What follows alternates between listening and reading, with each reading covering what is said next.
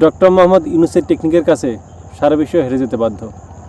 একদিকে ট্রাম্প মোদি বৈঠক চলছে, অন্যদিকে ডক্টর মোহাম্মদ ইউনূস এবং ইলন মাস্কের মধ্যে বিভিন্ন ব্যবসা বাণিজ্য আগামী সম্পর্ক নিয়ে কথা চলছে। এখন প্রশ্ন উঠতে পারে যে ইলন মাস্ক কি ট্রাম্পের চাইতে কি বেশি ক্ষমতাধর? ইয়েস, অবশ্যই ধীরে ধীরে এটাই হয়ে যাচ্ছে। আপনারা সবাই অবগত আছেন যে ইলন মাস্ক এখন পৃথিবীর সবচেয়ে ধনী একজন ব্যক্তি, কতটা পাওয়ারফুল একদিকে।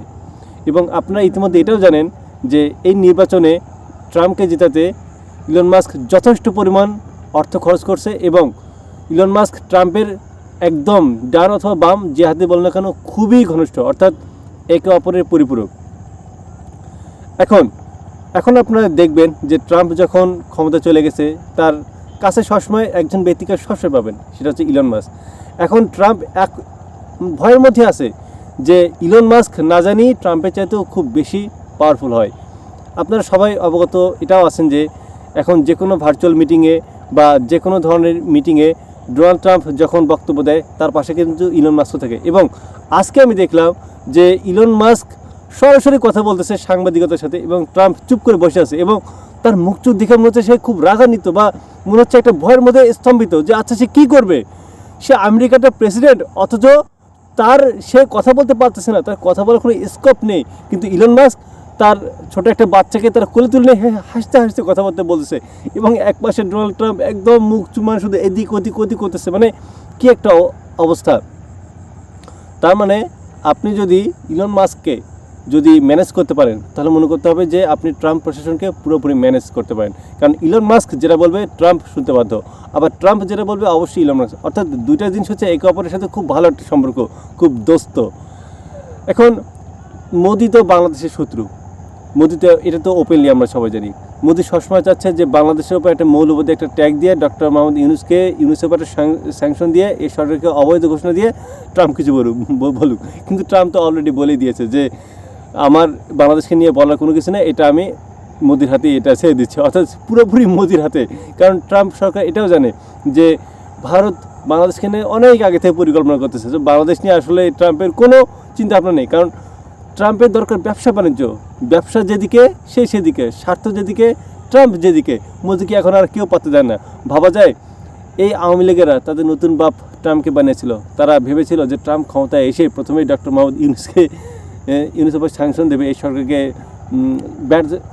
এই সরকারকে বলবে অবৈধ এবং শেখ হাসিনাকে বৈধ প্রধানমন্ত্রী হিসেবে আবার চাপ দেবে। কিন্তু না, এগুলো কোনো কিছু হচ্ছে না, উল্টে মোদি আরও চাপের মধ্যে পড়ে গেছে। মোদিকে এখন পাত্তা দেয় না ট্রাম্প, উল্টে ভারতীয় নাগরিকদের হাত পা বেঁধে দেশে ফিরে দিচ্ছে। মানে অবাক, ট্রাম্প মোদিকে একদম পাত্তাই দিচ্ছে না। মোদি বারবার চেষ্টা করেছিল যে ট্রাম্পের আমন্ত্রণ দেওয়ার জন্য, কিন্তু ট্রাম্প বারবার প্রত্যাখ্যান করছে। অনেক কিছু পর অবশ্যই একটা বৈঠক সংগঠিত হলো, সেখানেও সাংবাদিকদের সামনে মোদিকে বারবার মোদি চাচ্ছে একটা, ট্রাম্প প্রশ্ন উল্টে দিচ্ছে, ট্রাম্পের কোনো গুরুত্ব নেই। সো যাই হোক, যেটা বলতেছিলাম যে ডক্টর মোহাম্মদ ইউনূস যে তিনি যেভাবে চলতেছেন এবং তিনি যেভাবে পলিটিক্যালি সব কিছু হ্যান্ডেল করতেছেন, আমি ইনশিওর আপনাদের করতেছি যে বাংলাদেশ খুবই দ্রুত এগিয়ে যাবে। আপনারা দেখবেন মোদি যখন আমেরিকায় গেছে তাকে কিন্তু ট্রাম্প প্রশাসন থেকে খুব বড় কোনো উচ্চপদস্থ ব্যক্তি তাকে রিসিভ করার জন্য আসেনি। আমি আপনাকে ইনশিওর করতেছি যদি ইউনূস সরকার যদি যায় ট্রাম্প আসতে বাধ্য। কারণ ইউনূস সরকার একজন গ্লোবাল আইকন, সারা পৃথিবীতে তার খ্যাতি, আর যুক্তরাষ্ট্রে তার অন্যরকম একটা সম্মান আছে। হিলারি ক্লিন্টন, বাইডেন সবসময় তাদের সাথে কথাবার্তা হয়। আরে ভাই, আপনার একটা চাওয়ালা আর কোথায় একজন প্রফেসর ডক্টর মোহাম্মদ ইউনূস, তাকে ট্রাম্পও বোঝে কাকে গুরুত্ব দিতে হয়। সে যত পাগল হোক, কিন্তু সে তো বোঝে যে কাকে গুরুত্ব দিলে স্বার্থটা বেশি হাসিল হবে। দেখুন, ইলন মাস্ক কিন্তু ভারতের ওপর একটু খেপাটে আছে, কারণ ইলন মাস্ক কিন্তু ভারতে ব্যবসা বাণিজ্য করতে পারতেছে না। সে চেয়েছিল কিন্তু তাকে করতে দেওয়া হয়নি, কারণ ভারতের লোকালি যে অনেক গাড়ি কোম্পানি আছে, বিভিন্ন ধরনের অনেক কোম্পানি আছে, যার জন্য ইলন মাস্ক খুব একটা তাদের ব্যবসা ওখানে প্রতিষ্ঠা করতে পারেনি। কিন্তু বাংলাদেশে কিন্তু ইলন মাস্কের একটা খুব বড় ধরনের একটা সম্ভাবনা আছে একটা বিজনেস করার জন্য। বিশেষ করে তার যে নতুন যে পরিকল্পনা স্টারলিং কিন্তু খুব দ্রুতই বাংলাদেশে আসতেছে এবং ডক্টর মোহাম্মদ ইউনূস ইলন মাস্ককে ইনভাইট করেছেন। ইলন মাস্ক খুব দ্রুত বাংলাদেশে আসবে এবং ইলন মাস্কও প্রফেসর ডক্টর মোহাম্মদ ইউনূসকে ইনভাইট করেছে। চিন্তা করা যায়, আচ্ছা কখনো এটা শুনেছেন যে মোদিকে ইলন মাস্ক ইনভাইট করেছে বা তার সাথে দেখা করার জন্য? মিডিয়াতে কখনো পাবেন না, কিন্তু ইউনূস সরকারকে যে ইনভাইট করেছে এটা ঠিকই।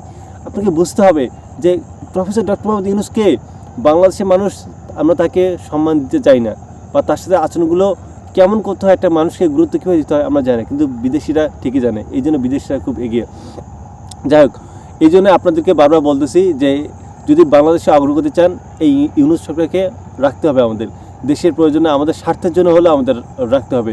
দেশের এই ভঙ্গুর অর্থনীতিকে চাঙ্গা করার জন্য হলেও, বৈদেশিক বাণিজ্যের আরও অগ্রসর বাড়ানোর জন্য, বিশেষ করে ট্রাম্প প্রশাসনের সাথে এই বাংলাদেশের সখ্যতা আরও বৃদ্ধি করার জন্য ইউনূস সরকারের দরকার। ইউনূস সরকার থাকলে এই বাংলাদেশ এগিয়ে যাবে ইনশাআল্লাহ।